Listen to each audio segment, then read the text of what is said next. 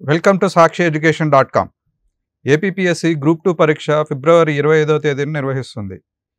దీనికి కేవలం 20 రోజులు మాత్రమే ఉంది ఇప్పుడు. ఈ 20 రోజుల్లో ప్రిపరేషన్ ఎలా ఉండాలి, ఎలాంటి టాపిక్స్ పైన ఫోకస్ చేయాలి, అసలు మనం ఏం చేయకూడదు, ఏం చేయాలి అనే అంశాలపై ఇప్పుడు మనతో కృష్ణారెడ్డి సార్ గారు ఉన్నారు. కృష్ణారెడ్డి సారు మీకు తెలిసిందే, చాలా సీనియర్ ఫ్యాకల్టీ, చాలా బుక్స్ రాశారు ఆయన, and he's a senior mentor. Sir welcome to sakshiyeducation.com. Thank you. Daily routine కానీ ఒక స్టాండర్డ్ ప్లాన్ కానీ ఎలా ఫాలో అవ్వమంటారు? పోటీ పరీక్షలు ప్రిపరేషన్కు కంపల్సరిగా ప్రణాళిక ఉండాలి. ప్రణాళిక కట్టుబడి ఉండాలి.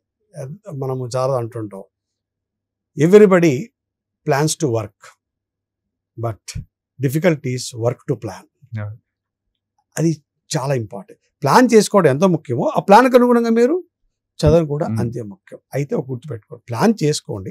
100% ప్లాన్ ప్రకారం మీరు చదవకపోయినా పర్వాలేదు. ఎందుకంటే ఒకసారి 10 గంటలు కంప్లీట్ అవుతున్న సబ్జెక్టు 20 గంటలు కావచ్చు. అదే కంగారు పడిన అవసరం లేదు. నేనేమంటానంటే ఈ 20 రోజుల్లో 5 సెగ్మెంట్లు ఉన్నాయి కదా, 5 సెగ్మెంట్లు ఏం చేస్తారంటే రోజు ప్రతి సెగ్మెంట్ చదవాలి అంటారు. ఎందుకంటే మొత్తం రోజుకు మీరు ఒక 10-12 గంటల ఇప్పుడు చదవాల్సిందే. ప్రస్తుతం ఈ రోజు నుంచి ప్రతి అభ్యర్థి కనీసం రోజుకు అన్నీ తీసేసి, ఇప్పుడు కోచింగ్ కూడా అన్ని కంప్లీట్ అయిపోతాయి, 10 నుంచి 12 గంటలు చదివి తీరాల్సిందే. సాధ్యమే. అంతా కూడా యువకులు వాళ్ళేమి ఇబ్బందులే ఉండవు కనుక 10 నుంచి 12 గంటలే కంటిన్యూస్గా కాదు. హిస్టరీ ఒక 2 గంటలు అట్లా వాళ్ళకి ఏదైతే ఈజీ అనిపిస్తుందో అలా తీసుకొని అసలు కంపల్సరీగా 10 సబ్జెక్టు 10 రోజు చదవాలి. ఎందుకు అలా చెప్తున్నానంటే, హిస్టరీ కంప్లీట్ చేసి జాగ్రఫీకి 3 రోజులు పట్టింది, జాగ్రఫీ 2 రోజులు పట్టింది, కరెంట్ అఫైర్స్ 2 రోజులు పట్టింది, మళ్ళీ 15 రోజుల తర్వాత మళ్ళీ హిస్టరీకి వస్తే హిస్టరీ మర్చిపోతారు. కనుక రోజు ప్రతి సబ్జెక్టు మీరు చదవాలి.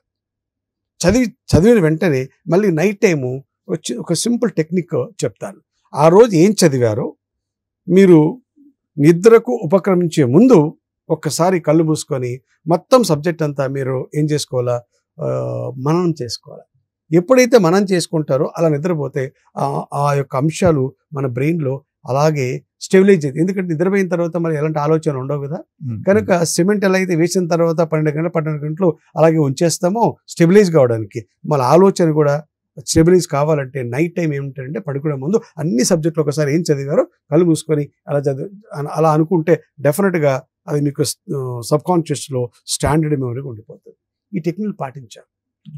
సో అభ్యర్థులు ఇంకా ఏంటంటే మార్కెట్లో చాలా పుస్తకాలు వచ్చాయి, ఇంకా వస్తూనే ఉంటాయి. పక్కవాడు డిస్కస్ చేస్తుంటారు, ఈ ప్రశ్న నీకు తెలుసా అంటాడు, ఈ విషయం తెలియకపోవచ్చు. కనుక తెలుసా తెలియదా, ఈ బుక్ బాగుందా అనే చర్చ ఇక చేయొద్దంటారు. ఈ 20 రోజుల్లో నువ్వు ఒక మునిలాగా, అంటే ఎవరితోనూ మాట్లాడకుండా నువ్వు ఏం చదువు వాటిని రివిజన్ చేసుకో. పక్క వాళ్ళతో చర్చ చేయొద్దు ఇక. ఎందుకంటే పక్క వాళ్ళతో చర్చ చేస్తే వానికి తెలిసిండేవి నీకు తెలుగు, నీకు తెలిసిండేవి వానికి తెలియదు. వానికి తెలిసిన నీకు తెలియకపోతే నీళ్ళు ఏం స్టార్ట్ అవుతుంది, ఒక రకమైన ఆందోళన స్టార్ట్ అవుతుంది. కనుక so no comparisons. You are the best judge for yourself. నీకు మించిన న్యాయమూర్తి ఎవడూ లేడు. ఎందుకంటే నీ యొక్క ప్లస్లో మైనస్ నీకు బాగా తెలుసు, నీ స్ట్రెంగ్త్ నీకు బాగా తెలుసు. ఈ టైంలో కంపారిజన్ చేయొద్దు. ఎలాంటి గ్రూప్ డిస్కషన్స్ ఇంతకుముందే చేసి ఉండాలి, ఇప్పుడు గ్రూప్ డిస్కషన్స్ చేయొద్దు.